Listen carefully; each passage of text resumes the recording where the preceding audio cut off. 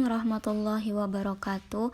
Baiklah, di sini kami kelompok 4, saya Salsabila Ahlina dan Lili Fitriani akan menjelaskan makalah kami pada siang hari ini yang berjudul Perkembangan Moral dan Agama pada Teman Sebaya.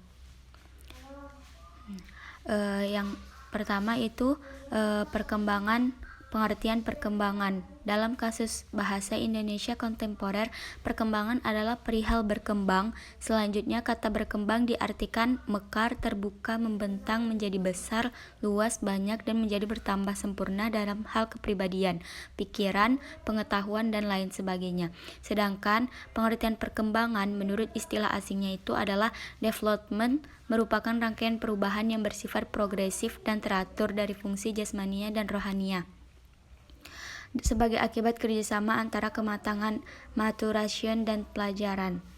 Nah, yang kedua ada B, bagaimana perkembangan moral pada anak. Perkembangan moral pada dasarnya merupakan interaksi, suatu hubungan timbal balik antara anak dengan anak, antara anak dengan orang tua, antara peserta didik dan pendidik, dan seterusnya. Unsur hubungan timbal balik ini sedemikian penting karena banyak dengan adanya interaksi berbagai aspek dalam diri seseorang, yaitu kognitif, afektif, psikomotorik dengan sesamanya atau dengan lingkungannya, maka seseorang dapat berkembang menjadi semakin dewasa baik secara fisik, spiritual, dan moral.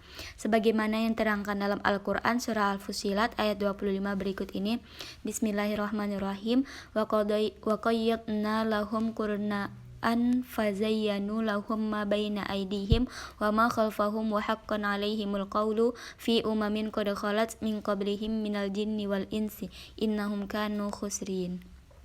Artinya, dan kami tetapkan bagi mereka teman-teman yang menjadikan mereka memandang bagus apa yang ada di hadapan dan di belakang mereka, dan tetaplah atas mereka keputusan azab pada umat-umat yang dahulu sebelum mereka dari jin dan manusia. Sesungguhnya mereka adalah orang-orang yang merugi.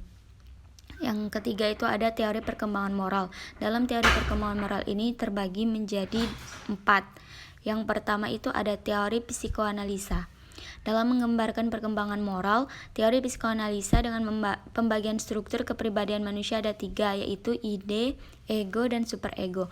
Menurut psikoanalisa klasik Freud, semua orang mengalami konflik Oedipus. Konflik ini akan menghasilkan pembentukan struktur kepribadian yang dinamakan Freud sebagai superego.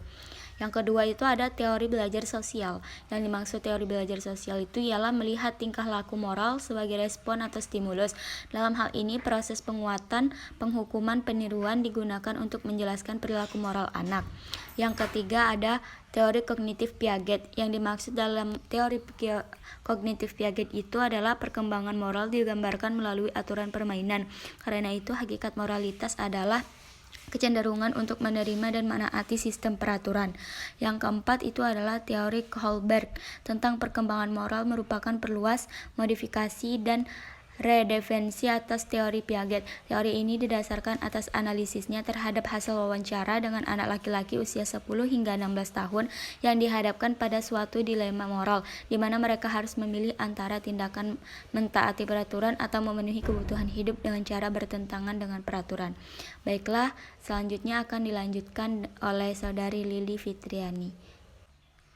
Assalamualaikum warahmatullahi wabarakatuh. Baiklah, saya akan melanjutkan materi dari Salsabila Ahlina, yaitu D, perkembangan agama pada anak.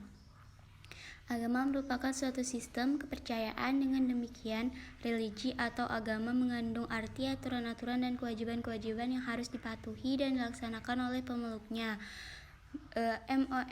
Monks 1989, agama sebagai keterdekatan yang lebih tinggi dari manusia kepada yang maha kuasa yang memberikan perasaan aman. Sementara Shihab menyatakan bahwa agama hubungan antara makhluk dengan Khalik, Tuhan yang berwujud ibadah yang dilakukan dalam sikap keseharian. Menurut penelitian Ernest Harms, perkembangan anak-anak itu mengalami beberapa fase atau tingkatan. Di dalam bukunya The Development of Religious on Children, ia mengatakan bahwa perkembangan pada anak-anak itu melalui 3 tingkatan. Yang pertama itu ada the fairy stage, tingkat dongeng.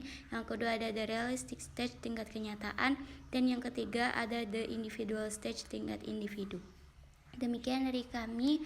Wassalamualaikum warahmatullahi wabarakatuh.